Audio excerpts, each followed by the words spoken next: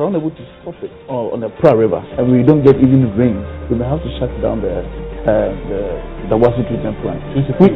Which means that Takoradi will be without water. And look at the investments in Takoradi now and the population. Can we survive it? We have more on this as daily production dwindles from 11 million to 3 million gallons. We are live in Sekondi Takoradi to assess the impact of this on the locals and hear from the regional minister as well. A survivor of last week Tuesday's ghastly accident on the Cape Coast Takoradi Highway described it as a silly mistake as he gives detailed account of the crash which resulted in the death of more than 30 people. Because what happened was a silly mistake. Yeah, patience. We avoid it. Well, it's a silly overtaking, so we can't avoid it. I'm the one taking care of myself, taking care of my boy too.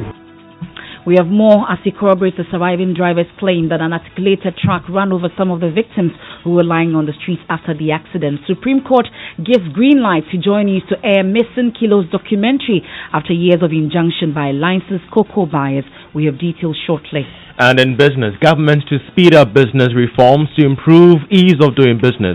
We'll hear from President Akufo-Addo, who says Ghana is ready to welcome investors from the UK. And later in sports, Ghana paired against South Africa, Ethiopia and Zimbabwe in the second round of the 2022 FIFA World Cup qualifiers. Also, after having their home venue license revoked by the club licensing board, Liberty Professionals are in search of a new coach following the resignation of coach David Oklu. Join me in 50 for details. And later, officials of Breman Esikuma Municipal Assembly justify the use of public funds to purchase ritual items to pacify gods there as they appear before Public Accounts Committee. When you go to sell in the market, you may die. So as a result of that, they actually informed the assembly to pacify the gods, which we've done, and it has actually allowed them to go in there, and the market is working. We have details more and the verdict on the matter at the Public Accounts Committee. Please join us with your thoughts and comments via WhatsApp is 0244 340 437. I am Emefa Apawu. And my name is Evans Mensah. Newsnight is always brought to you by Prima Card from Prima Energy. Cash-free convenience.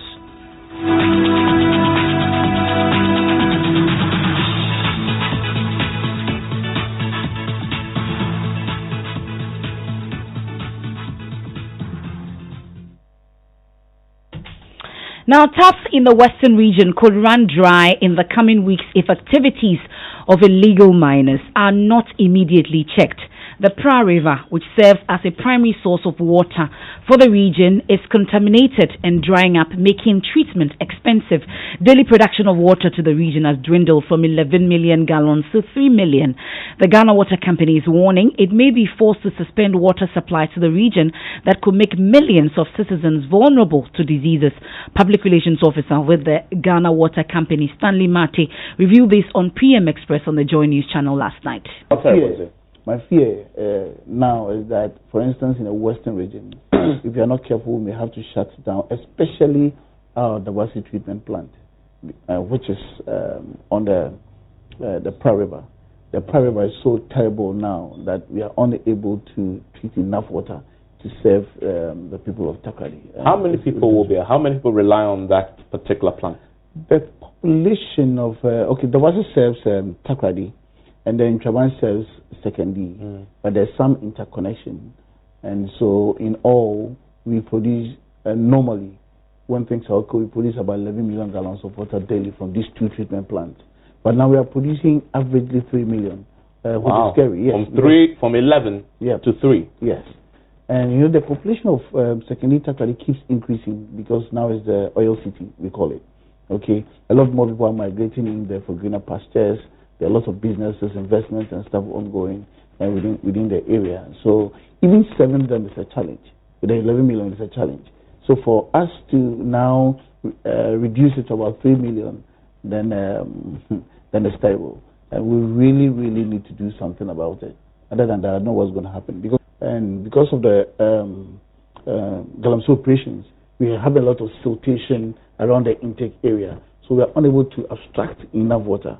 Now, the little that you abstract, we will have to lose about 40% because of the high turbidity. So now with the 60% that is left, the 60% I'm talking about is less than, let's say, 1.5 million gallons. Okay, and you have to treat with a lot of chemicals and all that. So it gets a point where it is not economically prudent for us to be treating the water for the people. And when we get to that level, we may have to shut it down entirely.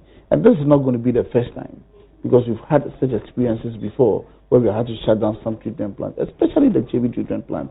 Almost every year we're shutting it down for averagely 4 months. Okay, yes, it got to a point the whole year we're not treating water from JB.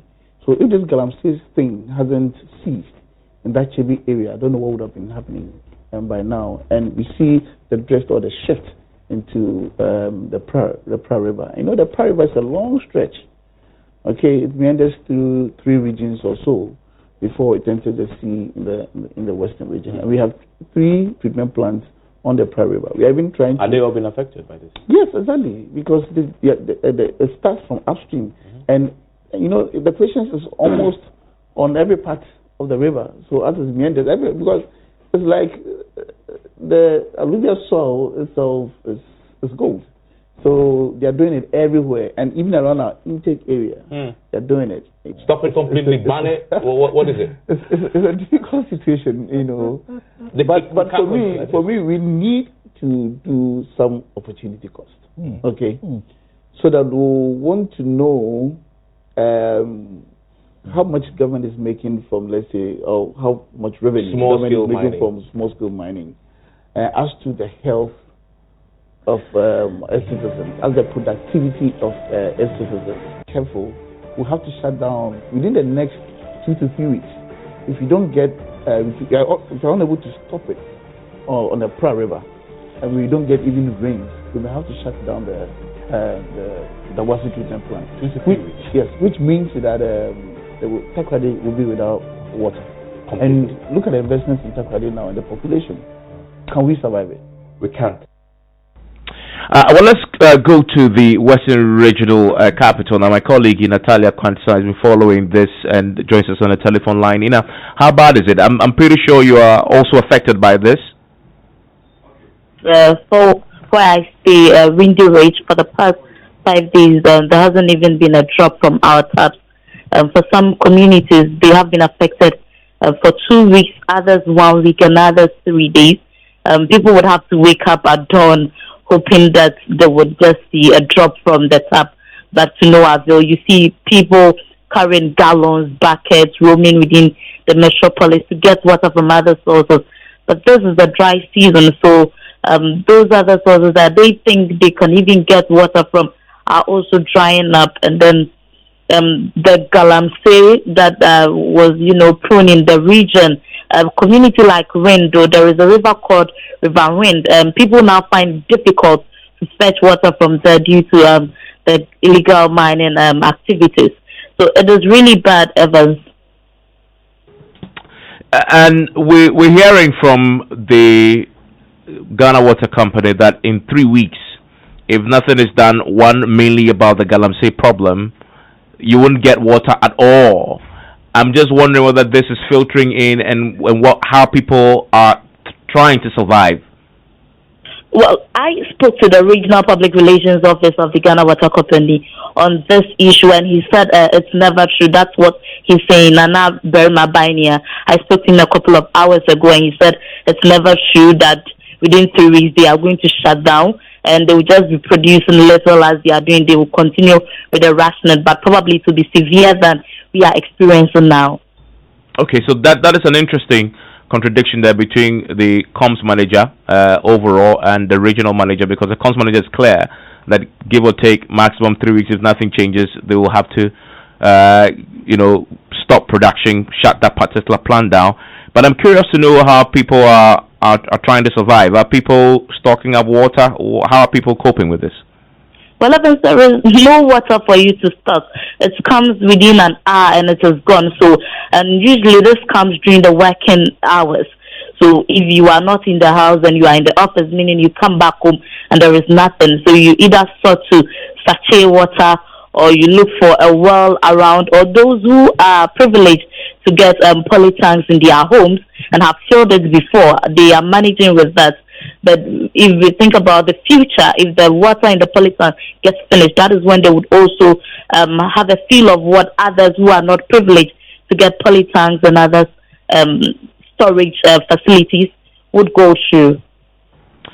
Ina, thank you very much. And that is my colleague there in the Western region. We'll be speaking, hopefully, with the regional minister who we've already booked to talk to. He is currently in a regional security council meeting, and we'll speak to him later on about this particular situation, what they are planning to do about it. Stay with us on that. In the meantime, though, we can talk about that crash that killed 34 people. The further developments today, shockingly, the confirmation that indeed another vehicle may have run and killed more people, but that vehicle is nowhere to be found. Exactly, and this happened exactly a week ago. We had Coastal reports about this. The driver gave that account about survivors being standing by the roadside and then another vehicle ran into them. That vehicle, like you rightly said, is still nowhere to be found. But a survivor has been speaking to us, and he describes it as a silly mistake. Charles says that he's been seeking medical care at the La Paz Community Hospital. He says one of his colleagues is unable to walk after the incident. Maswala Gbagba caught up with him. Here's their interaction. I'm here at the La Paz Community Hospital, and I'm here to meet Charles Osei. He was way back to Accra when the incident happened. He was traveling with 3 of his colleagues. One of them, he tells me, now has broken limbs. He is unable to walk. Charles, how are you doing today? I'm good. What are you doing here at this hospital today? I want to do body check, scan, X-ray, and stuff. Yeah. What's the problem now? My chest, my head, and my back. Yeah, I'm feeling severe pain. Yeah, my chest, back, and head. So I decided to come and do the scan and X-ray and see if there's anything wrong with me. Then I'll know how to do about it. What time was it? Where were you heading? You told me that you were coming to Accra. Yeah. Tell me, what exactly happened? We were coming from Takoradi to Accra. I heard some noise. 1 minute, I saw our car had been crashed with another bus. So I saw the blood coming from my nose, my mouth, and I was under the seat. Yeah, so I came out and realized that a lot of people had passed away. Yes, you saw the dead body? Oh, yeah. I saw the corpses of dead body plates, inside our bus and the other bus.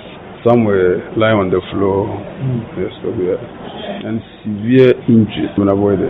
Because what happened was a silly mistake, and with patience, we avoided. Well, it's a silly overtaking, so we can't avoid it. Who was doing the overtaking? Which of the drivers? So the red car. The red car, that's the one heading to Takoradi? No. Yeah, the one heading to Takoradi. Yeah. So within that split second that you raised your head and then you saw your vehicle crashing, yeah. At that moment, what happened in the car? At that moment when the car crashed? Sound, everybody crying, God, somebody help me, this kind of thing. But each and everyone was rushing to save him or herself. So you can't help anybody. Yeah. And this was around 12 a.m. Yeah, around 12 a.m. Yeah. People who got injured, how were they transported to the Cape Coast Teaching Hospital and other health facilities? How were they transported? The police, Navara. The police pick up? Yeah, the police pick up. They put them in the buckets of the pickup? Yeah, the ambulance and some Asia bus, the Asia minibus. Yes. So for those who were not lucky enough to be transported in the ambulance, they were transported in the police vehicle. Yeah, I was the back of. You were at the back of the police vehicle. Yeah. You were in the bucket. Yes, I was in the bucket with my boys and other people. Yeah. Tell me about your other colleague who you're saying that has broken limbs now. How is he doing? Is he okay? Not all that's okay, but she's still on the treatment. So we are praying that he will be fine. Is he able to walk? No, he can't walk for now. He cannot walk? Yeah, both legs. All the bones have been broken. Tell me, how has this affected you? Earlier, when I interacted with you, you talked about some trauma, and you talked about how the events of last week, Tuesday, keep playing in your mind. Tell me about it. Yeah, it's always ringing my mind. Yeah, when you are there alone, you see, that be the only thing you see like filming. I'm the one taking care of myself, taking care of my boy too. So you can see with the financials, you are not working for now, so you have to find a way.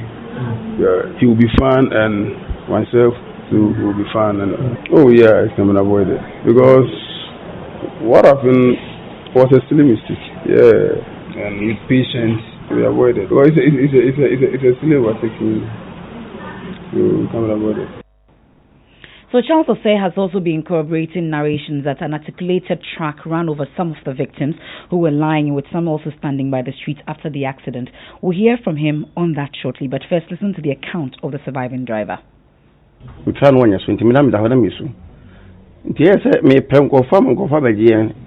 was badly injured. I was in tears.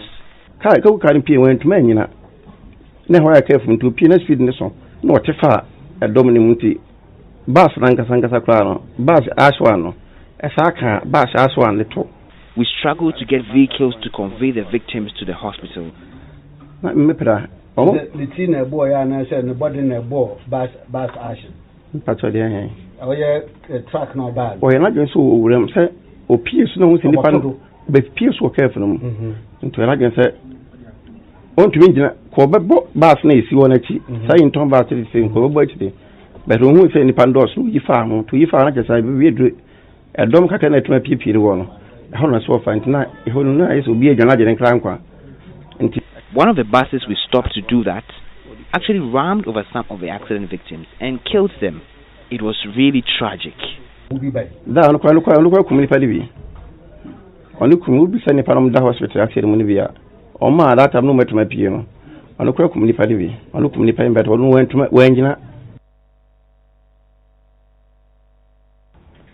Now we can hear from Charles Osei, the survivor, corroborating the driver's claim that articulated truck actually ran into some of the victims.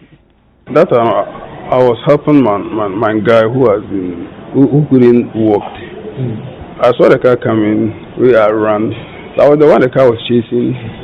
So I ran through the bush and the car just ran away. So at a point, did the car run over anyone? Like I saw one guy. I saw one guy and saw one guy. Yeah. So you're saying that, but for you running into the bush, the car would have run over you? Yes. Even my boys was even crying. I was the one lying down. Yeah. So they were shouting, calling my name. Yeah, and they saw me there. I was coming from the bush. So that's the survivor interacting with Maxwell Lagbagba, of course, giving us an account of what he saw in terms of what actually happened exactly a week ago at Dompoase in that accident that claimed 34 lives. And Richard Kojonya, our correspondent, has been following up on all this. We've heard the two accounts. Of course, the police also gave us a version of what they actually knew, or the preliminary investigations of what actually happened. COP Paul Awini is the Central Regional Commander of the Ghana Police Service. Angle from the Cape Coast side, and then there was an articulator ahead of him from our preliminary investigations, and then he tried to overtake that articulator from this straight stretch which is on the left side from Cape Coast to West Takoradi. Just as he was overtaking that articulated truck, then if we look ahead on the Takoradi side, we see that there's a sharp curve there.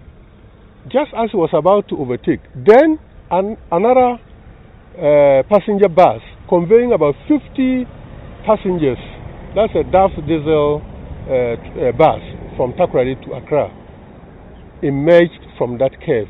Both vehicles were on top speed. So as soon as the red Hyundai bus from Accra sighted that DAF truck bus emerging from the Takoradi direction, he sensed danger and immediately decided to swerve towards the shoulder of the road. But if you look directly opposite the road, you see that there's an embankment there. He tried to swerve there, and at the same time, the DAF truck bus driver from Takoradi also sensed danger, and I believe both of them from our preliminary investigations, indicate that both of them sense danger at the same time, and they both try to avoid a head-on collision, so they both swerve towards the shoulder of the road. But unfortunately, because of that embankment there, none of them could go very far. So that's the Central Regional Police Commander, COP Prolawini. His account then. Let's speak to our regional correspondent, Richard Kodonyako, on this, the corroboration we are getting on this additional vehicle that also ran over some of the victims in the immediate aftermath of the crash. Kojo, so what do we know as far as that is concerned? Because the surviving driver narrated that to the minister. Today we are now getting a corroboration that another vehicle indeed ran over some of the surviving victims of the crash and possibly may have killed some in the process as well. You've been speaking to the police on this and other things. What do we know?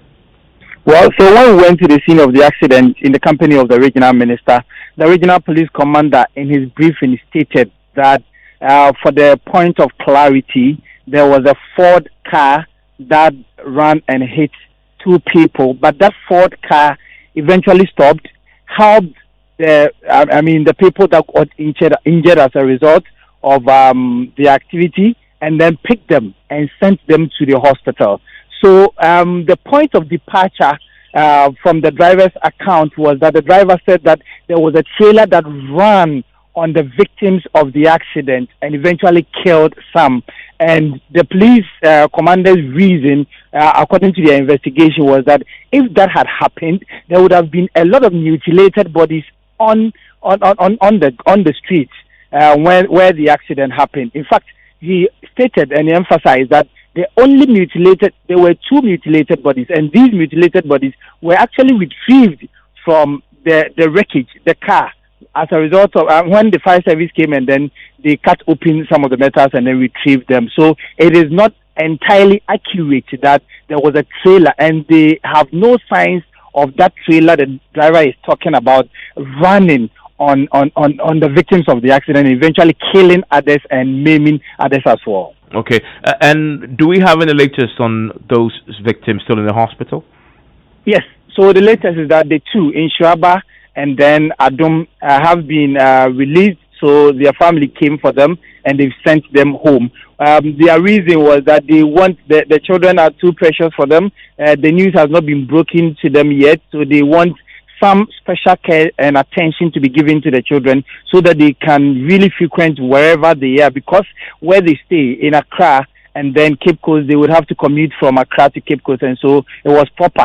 And it was only fair that they send the children to a location very near the family so that they could have access to them anytime they would want to. Apart from that, it's only two bodies that are left to be picked from the morgue of the Cape Coast Teaching Hospital. Apart from that, all the other bodies have been identified, and then their relatives have come to claim them. If you talk of Inshuaba and then Adum Ansah's parents, they were also picked subsequently by their respective families. So the family of the woman came, they picked them from the morgue. The family of the man came, and then they also picked them up. For those who are still at the hospital, they are about 14. And then these people are the ones that sustained serious injuries, and they will require extra attention and extra care, some further surgery in order for them to be fully fit.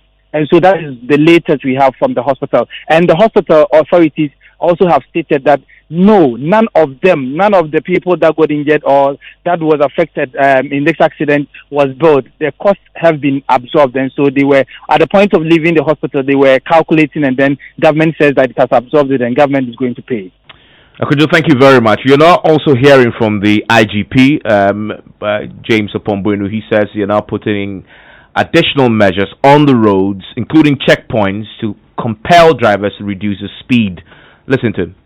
These are gentlemen and ladies with radars or speed cameras, which they can use to check overspeeding. And you agree with me that there are so many roads on in the country, and we cannot be everywhere at the same time. That is why I'm appealing to the public that we should try and talk to drivers when we are in the vehicles. If they are speeding, we should tell them to slow down. We should also report dangerous or reckless driving to our emergency numbers 191 or 18555 so that we can take action against drivers who are flouting road traffic regulations. The pedestrians crossing the road, in other places they call it jaywalking. If you are crossing the road, look for a zebra crossing. Ensure that you have a clear view of the road from both left, right, and left again before you cross. That is the IGP. So listening to Newsnight on Joy 99.7 FM. Now, lawyers of the Auditor General, Daniel Domelevo, are tonight appealing to the Senior Minister, Yao Safomafo, to grant them a 2-week extension to file all documents regarding the surcharge application against him. Mr. Safomafo, through his lawyers, cited the Auditor General for contempt for refusing to furnish them with the relevant documents based on which he, the Auditor General, surcharged Yao Safomafo and 4 other public officers. But in a swift response, a lawyer for the Auditor General, Thaddeus Sorry, is pleading with his colleague Yao Pong, who represents the Senior Minister, to grant them 2 weeks to provide the requested documents. My colleague Kwesi Parker Wilson joins me in studio with a copy of that letter. What does it say? Right, so Emefa, quickly, it goes on to talk about the constraints they have been having regarding this particular document, because according to Thaddeus Story, he's been engaging the Auditor General. And I mean, it's a long response, but let me just quote a few portions for you here, where Thaddeus Story talks about, and I quote, "In the light of the foregoing, we have our client's instruction to engage you in terms of the provisions of Order 80 rule, which allows the parties by consent, without an order of the court being made for the purpose to extend any period within which a person is required by the rules of court to serve, file, or amend a pleading or other document without any order of the court being made for that purpose. We must add that if we do not receive your written consent within 7 days from the date of this letter, we will be constrained as instructed by our client to apply to the court for extension of time in terms above indicated, counting on your cooperation." Now, what this means is that the lawyers of the Auditor General has written to the lawyer for the Senior Minister, and what they are saying that they need to agree within 7 days. So this letter that they've written to them, they're expecting that they respond within 7 days. Now, if they don't respond within 7 days, they will take it as if that Yao Pong and the Senior Minister have ignored their plea, and that they would rather go to court to seek the extension. So this is what the Auditor General, through his lawyers, Thaddeus Sorry, is saying this very evening. That's portions of that letter written by Thaddeus Sorry, lawyer for the Auditor General, Daniel Domelevo. And thankfully, the lawyer for the Senior Minister is Mr. Yao Pong, and he joins us here on Newsnight. We're grateful for your time. So I'm sure, I would want to first find out if you've received this response from the Auditor General's lawyers. Well, thank you very much. I won't say I've received a response from the Auditor General's lawyers, but I've received a letter from my best friend, Mr. Thaddeus Sorry, in which he says he has instructions of his client, the Auditor General, to seek our consent, our client's consent, to enable them file the processes which the rules say if you fail to file, it constitutes contempt of court. My client is not available, or my clients are not available, so I'm here to discuss it with them. We lawyers take instructions. So that's what I can say about it for now. So as it stands now, we don't know if your clients are going to give that consent that the Auditor General and his lawyers are seeking. Well, they haven't even seen the letter yet because they are not available. But when they do, we will also assess the law and we will reply them. I had thought that it was a private letter to me, but since it has found its way out, we will still look at the nuances of the circumstances and we will respond in a way that will ensure that we all comply with the law. You may act on instructions though, but you're still their lawyers. If you were to advise, is it a consent they should give? Well, we lawyers are mindful of disclosing discussions that we have with our clients or advice that we are fashioning to as the basis to advise our clients. If I don't have my client's instructions to disclose matters that have transferred between us, that is a clear case of unethical behavior. And I'm mindful of that for now. But in the interim, are you still pressing the contempt application? The case has been fixed for 4th February. Contempt is not for the benefit of the parties. It is for the court. So in the meantime, we have filed the contempt application. The court has given us 4th February, which will depend on what happens in the course of time. And Mr. Yopon, in the letter that you received from Domelevo's lawyers, did they explain why they've encountered this delay in serving you the documents that you are entitled to? Well, I think the letter speaks for itself. As you gracefully read out the relevant portion, they have indicated why they didn't file within the 14 days. But it is not for me at this stage to give my opinion on it. Well, I'm grateful that you joined us. That is Yalpon. He is lawyer for the Senior Minister Yao Safo Mafo. Meanwhile, Chairman of the Public Accounts Committee, James Klutia Veji, has been reacting to the contempt application. He spoke to my colleague, Joseph Opoku Gapo. We know the matter is in court, so I don't know whether what I'll say will amount to contempt of court, so I decline to speak on that. But the general posture, the fact that the senior minister is taking him on left, right, center, and he's fighting. If the Auditor General is doing the right thing, no matter how the senior minister or junior minister will take him on, he will still do his job. And you have the confidence that what he's doing is actually the right thing? The Auditor General is clothed with the powers under the Constitution, Article 1877, to disallow and surcharge during the course of his work. But if you disagree with the Auditor General decision, you go to court. And that is what the senior minister has done. So let's allow the court to go through, the court process to go through, and for the conclusion to be reached on this matter. That's the Public Accounts Committee Chairman, James Klute Aveji. Of course, we'll go back to Parliament after business. So something interesting, a development in Parliament today. Of course, the Public Accounts Committee is sitting, and officials of Bremen Isikuman Municipal Assembly, they are justifying the use of public funds to purchase ritual items to pacify gods there as they appear before the Public Accounts Committee.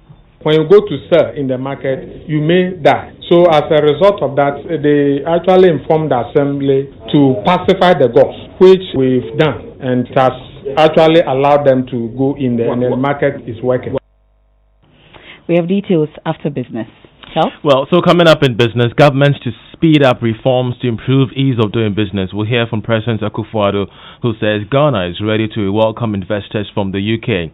And Barclays declares readiness to support trading between Ghana and neighboring countries as it sets February 10 to officially begin using the new brand name APSA.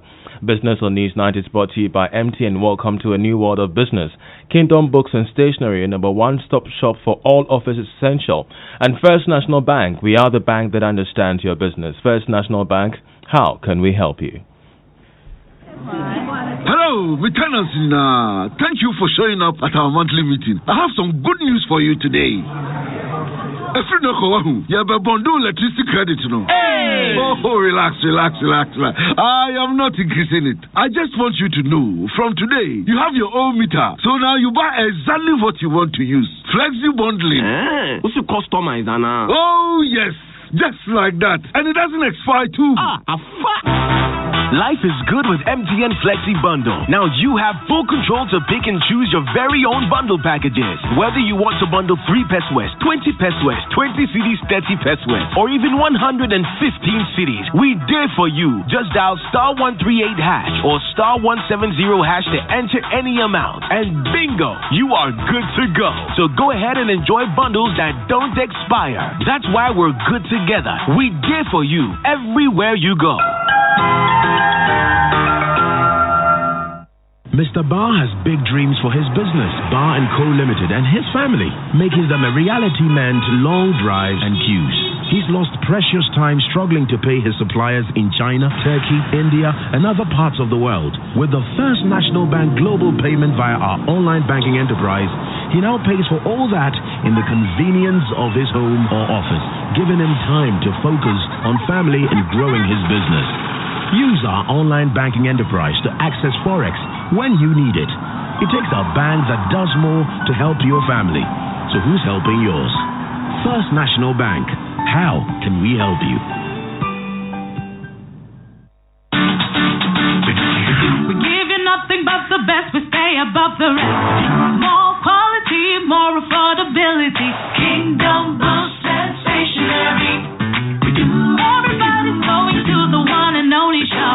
Where customer satisfaction is a guarantee. Kingdom Boost and Stationery. Oh yes, with our 30 days credit facility with no interest charge, free delivery services, and our free consultation on setting up your office, Kingdom Books and Stationery is unmatched in our delivery of quality and affordable office essentials, equipment, and furniture. Experience world-class customer service in all our branches in Accra, Tema, Kumasi, Cape Coast, and Takoradi. Call us on 0302-764-101 or visit our website at www.kingdomgh.com. Kingdom Books and Stationery, your number one-stop shop for all office essentials and stationery.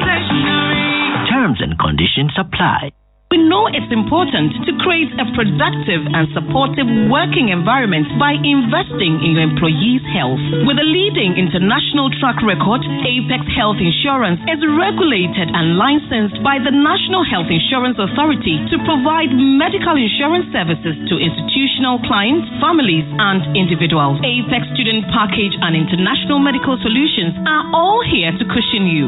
Visit Apex Health Insurance Office at Zion House, Boundary Road, Shiashi, or call 0501-683-914 or 0232-000-015.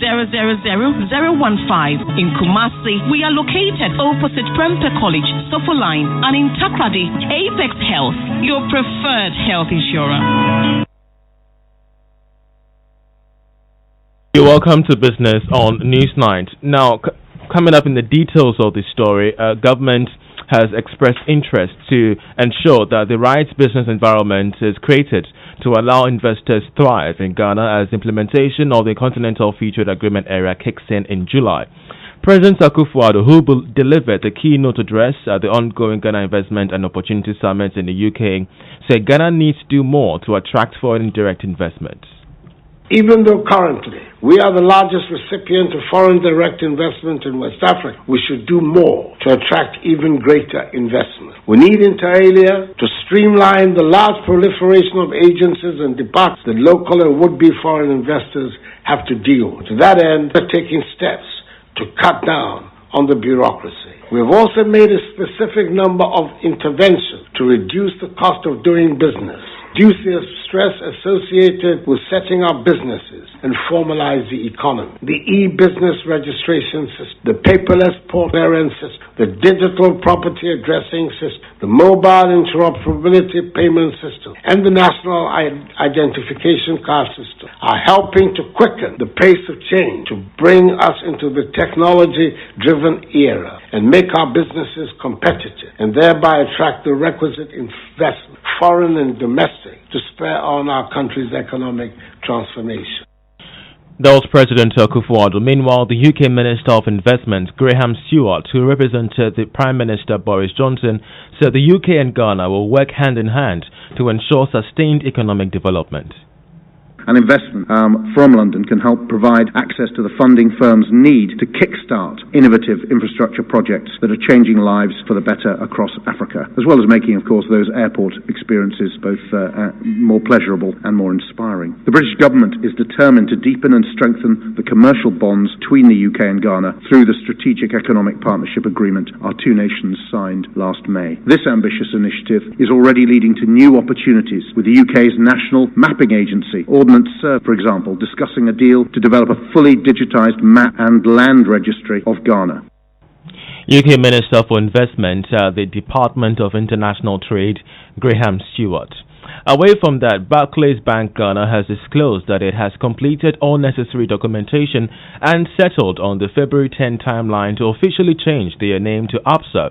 Speaking to Joy Business and business leaders in Accra, Managing Director of the bank, Abena Osei Poku, disclosed that they are well positioned to support financial trade and movement of goods within Ghana and the rest of the continent. She said the Continental Free Trade Agreement area presents a better opportunity for the bank to boost its relationship with intra-African business owners. One of the key things that we seek to do, of course, is to ensure that we support the financing of movement of goods and people. We are also going to ensure that we come to the table and assist in ensuring that the rules of origin are properly determined. To ensure we achieve the maximum benefits of the AFCFTA, we are very certain that the rules of origin must be business-friendly, practicable, transparent, and simple. These rules of engagement would be the success pillars on which the free trade agreement will rest, and every care should be taken to ensure it is very pragmatic and effective. David is going to give us or look into the crystal ball and tell us what's going to happen in 2020. There's one prediction that is for sure. Barclays is becoming ABSA on 10th of February. You heard MD of Barclays Ghana, Abena Osei Poku. Now, President of Ghana Hoteliers Association, Dr. Edward Akanyamiche Jr. says there are lots of bottlenecks to be cleared before Ghana can become the destination of choice for tourists. He reiterated his call on governments to help solve the challenges faced the tourism sector if the country can sustain the benefits from the recently held Year of Return program with the Beyond the Return initiative. Dr. Edward Aka Nyameke Jr. spoke to Joy Business at the 4th Hotel Awards night held in Accra. That giving Ghana that competitive advantage over other countries will certainly make sure that we saw as an industry. It's a collaborative effort, and that's why our theme stresses on that.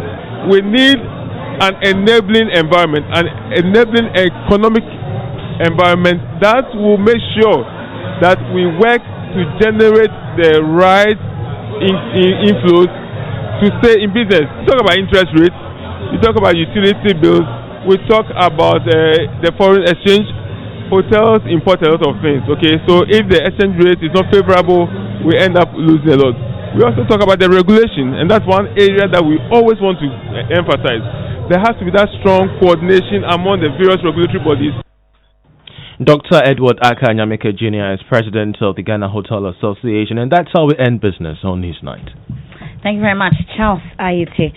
Now, Evans, missing kilos. You remember missing kilos? Yes, and finally, after, as I say, we are finally free. The Supreme Court has given us, the multimedia group, the green light to air the Missing Kilos documentary, which details prevalent theft of cocoa beans by cocoa clerks. Now, the court dismissed a certiorari application filed today by the Licensed Cocoa Buyers Association of Ghana some 2 years ago.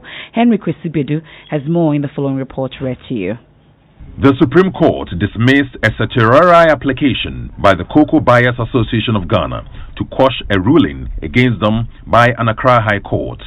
The application was filed in 2018 seeking to overturn a High Court decision that dismissed an earlier application for an injunction on the airing of the Missing Kilos Hotline documentary by Joy News. The documentary shows instances of fraudulent adjustment of scales in an investigative piece by Joy News' undercover reporter, Kwete Nate. The piece was due for broadcast in February 2018, but the LBCs filed a suit together with an application for an injunction on the premiering of the documentary. They claimed that the story contained unfair and unverified allegations of crime made against the companies.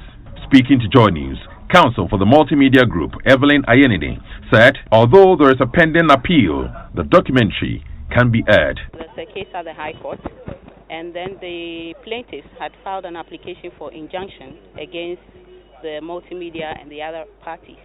Now, after the court gave its ruling on that injunction, they were not satisfied, so they followed up with an appeal to the Court of Appeal, and then on top of that, they filed an application before the Supreme Court to quash the ruling of the court below, that is the High Court. Now, today was the determination of that application before the Supreme Court, and according to the Supreme Court, the application has no merit, and so they have dismissed the application before it. Yes. What does this mean to the case moving forward? Well, it simply means that, one, it has been dismissed. Two, we'll go back to the Court of Appeal because the appeal is still pending, and we'll have to go back and then determine that. Then after that, the main case is also pending at the High Court. So we'll have to go back to the court below too. Yes. Does that mean that Joy News can show the documentary? Of course, as it is now, Joy News can, because the application has been dismissed. The 5-member panel that threw out the case was headed by the Chief Justice, Justice Kwesi Aniniaboa. Henry Kwesi Bedu's report for Joy News. So, as it is now, we have the green light and Missing Kilos will be airing soon. Yes, what to expect in that documentary? It's by far the biggest nationwide plunder of poor cocoa farmers. They know it and it is happening. The adjustment of weighing scales by produce clerks and licensed buying companies to steal cocoa beans in broad daylight. Our scale is not that normal. So there is a mouse enter into the scale and also can create that problem. Making the cocoa farmer poorer. Everybody have adjusted their scales and they are weighing it 70 kilos instead of 64. And the produce clerk richer. We decided that when we use 5, sometimes our wages and this thing is small, so we added 1 kilo to it to be 60. Joy News' Kwete Nate goes undercover to expose this cartel of swindling. Missing Kilos. And that is what to expect in that documentary. It's going to come soon on your screens on Joy News. And one other person who is free tonight is, or at least in the interim, is ACP Dr. Benjamin Agojo. He's on a self-recognizance bail in the sum of 500,000 cedis in the criminal division of the Accra High Court granted him that bail. The senior police officer who was today freed pending trial has been in police custody since November for his alleged involvement in a coup plot. Now, Joy News' Henry Kwesi Bedu sat through today's ruling and has more in the following report read to you. The senior police officer has been in police custody since November 2019, accused of involvement in an alleged plan to topple the government. He has since then been denied 2 bail applications. But today, the court, presided over by His Lordship Justice Eko Baden, held that state prosecutors' allegation that ACP Agojo will interfere with investigations and witnesses if granted bail was vague and not backed by evidence. He was granted bail in the sum of 500,000 Ghana cedis with 8 sureties. The court ruled that ACP Agojo shall report twice in a week to the IGP for 3 months, and then after that, once in a week for another 3 months. ACP Agojo is also to report once in a week for the next 3 months to the director of BNI, and then once a fortnight. The passport of the officer is to be handed over to the registrar of the High Court. ACP Agojo, who is facing a treason charge, is alleged to have assisted the leader of alleged coup plotters, Dr. Frederick Yao Makpam, and some 8 others, including some military officers, in a plot to overthrow the Akufo-Addo administration. And that is a report there from the court on the bail granted Mr. Agojo tonight. And of course, he has to meet the bail conditions before he can leave the custody of the police. And we'll check that for you shortly. Let's do some sports now. And my colleague Benedict is here with the latest. Hello, Benedict. Yes, Evans. Now, the Black Stars will face South Africa, Zimbabwe, and Ethiopia in the second round of the 2022 FIFA World Cup qualifiers. Now, Ghana have been regular recent winners over South Africa, while Zimbabwe and Ethiopia have not been in top form to cause a major threat to the Black Stars. So many believe that, this will be an easy passage for the Black Stars to get through to the next round of the qualifiers. So the schedule will begin in October 2020 and then will conclude in October 2021. So this is how it's going to work. Now, the competing countries have been divided into 10 groups made up of 4 teams, and we are in Group G with South Africa, Zimbabwe, and Ethiopia. Only the winners of each group go through to the final playoff round for esports at the 2022 FIFA World Cup in Qatar. So the leaders, so if Ghana should finish in this very group as leaders, we'll move to the last round. That will be the third round, where we'll be paired against a team. Then we'll play a home and away basis. Then the winner will make it to the World Cup. Remember, it's still 5 for Africa. It's 2026 that the number will increase to 9. Now, away from that, problems galore for Liberty professionals as their head coach David Oklu has parted company with the side. Now, this comes a day after the club had their home ground license revoked by the club licensing board after failing to upgrade, and also fans killing 3 snakes during their last Sunday game with Accra Heartfolk. Now, in a resignation letter cited by Joyce Force, Coach Oklu did not state the reason why he's leaving the club, but now what is going to happen is that they have to look for a new coach as they prepare for their match day 6 game in the Ghana Premier League. And some English Premier League games to look forward to tonight. Bournemouth will be at home to play Brighton, with Villa hosting Watford at the Villa Park, and then Jordan Ayew's Crystal Palace will be at home at the Selhurst Park to play against Southampton, with Everton taking on Newcastle United at the Goodison Park. Manchester City away to Sheffield with the top liner tonight. Of course, at Stamford Bridge, where Chelsea they will come up against Arsenal. Now, we've got to talk about some news from the Australian Open. And world number 1 Rafael Nadal cruised into the second round with a straightforward victory over Bolivia's Hugo Deli. And Nadal, champion in Melbourne in 2009, dropped just 5 games in a 6-2, 6-3, 6-love win over his 72nd ranked opponent. And that's your sport. Thank you. Did I hear you talk about 3 snakes? Yeah. 3 snakes were killed in Dansuman. That was on Sunday. Just Dansuman. Before the game. Yeah, before the game. Okay. But Sunday we'll go to the Accra Stadium. So, but 3 snakes. Yeah. Is it a bushy area? Yeah, it is. You've never been to this kind of party. So this is just coincidence, right? Coincidence. Oh, ways and means. Oh no, nothing to do with ways and means. It's just the area. Okay. You know, and this is the first time. How many times have we been to the park? Oh, I go there often. And you always normally on Sunday. No, we don't kill this. It's just this time that happens. Well, talking about snakes, we can move on to the ritual that today had played out before the Public Accounts Committee. So officials of the Breman Estikuman Municipal Assembly in the Central Region, they took their turn today. Yesterday they were arrested. Now they've been justifying to the Public Accounts Committee why they decided to use the taxpayers' money to fund the purchase of ritual items to pacify gods at Breman, Benin.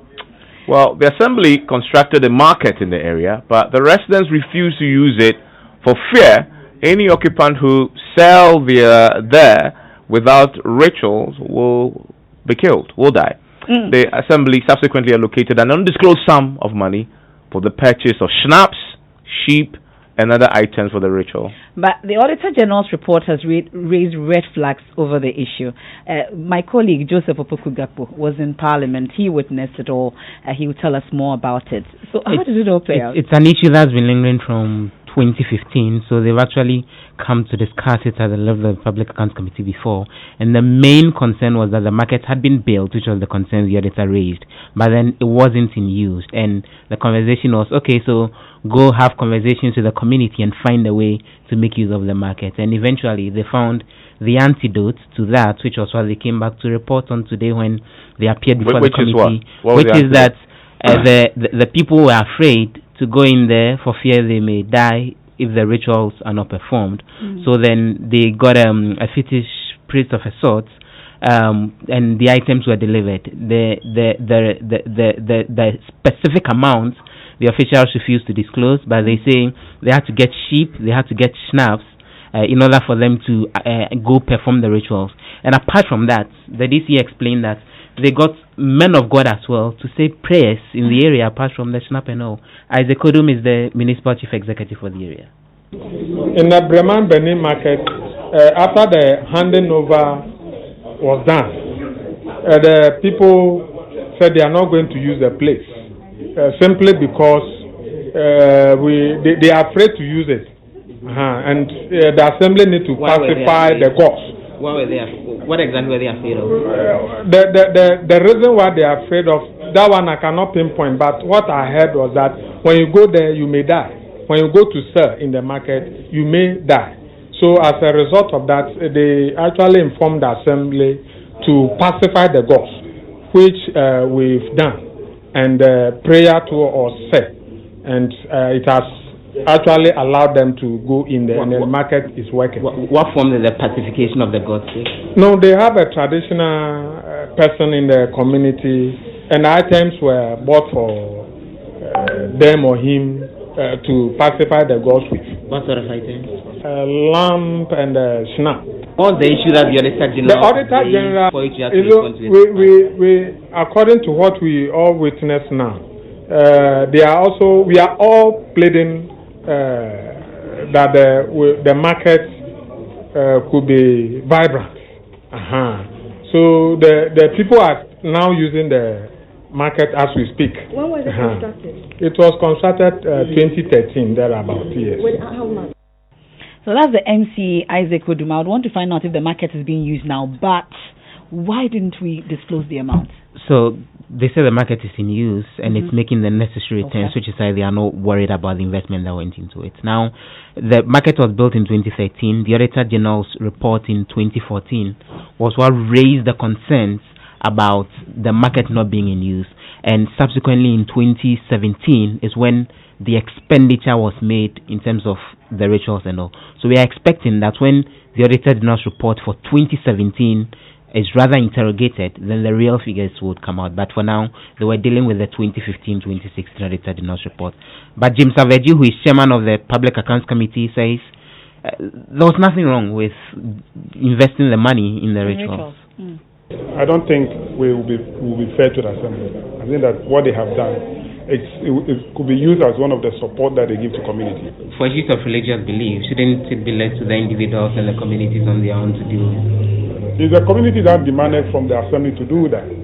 If the community had a way of doing it without the support of the Assembly, they would have done it. But the Assembly was looking at it from an economic point of view. That, let's give them this for them to perform the rituals.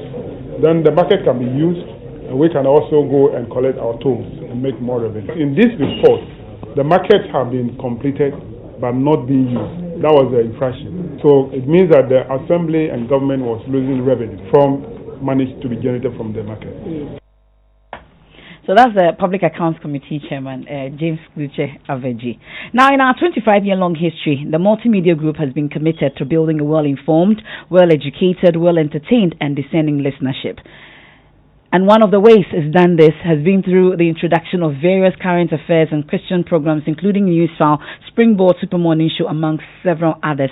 And this is what founder of the Salt and Light Ministries, Reverend Dr. Joy Zai, says has set the platform apart as it celebrates Silver Jubilee. I have been personally touched by multimedia, especially by the radio program.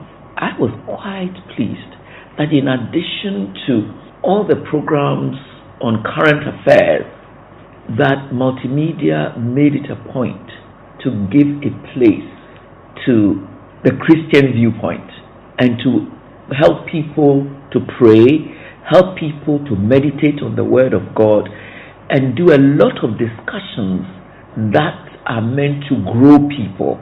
That is very important because, people need to grow beyond just Sunday service.